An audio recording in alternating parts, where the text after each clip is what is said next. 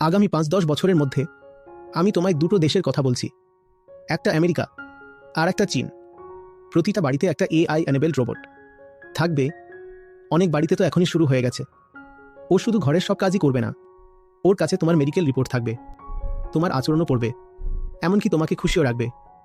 এই যে লোনলিনেসের মহামারী চলছে, অনেকে এর সমাধান হিসাবে এটাকেই দেখাচ্ছে এআই এনেবেলড রোবট, যারা একদম তোমার সঙ্গীর মতো আচরণ করবে, এতটাই সঙ্গীর মতো হবে যে ব্রেকআপও করে ফেলবে।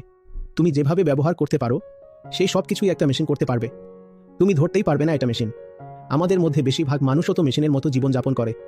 তুমি কি আলাদা করে বলতে পারো কে মেশিন? তুমি বলো, না না, এটা তো আমার বন্ধু, মা, বাবা, স্বামী বা স্ত্রী। যদি চেতনা মানে হয় শুধুই মেশিন দ্বারা প্রদর্শিত আচরণ, তাহলে সেটা তো এআই ও করে ফেলতে পারে। এতে চিন্তার কিছু নেই। তুমি কেবল তখনই মেশিন নও যখন তোমার মধ্যে মুক্তির তীব্র আকাঙ্ক্ষা থাকে, যখন অন্তত এতটুকু আত্মজ্ঞান থাকে যে তুমি বলতে পারো, না রে ভাই, এইভাবে যন্ত্রের মতো বাঁচব না। এটাই একমাত্র দিক যা সত্যিই ব্যক্তিগত এবং মৌলিক, যার কোনো নকল হয় না। তাকেই তো আত্মা বলে। আর যদি আমার নিজের কিছুই না থাকে, তাহলে আমিও তো একটা মেশিনই হলাম, তাই না?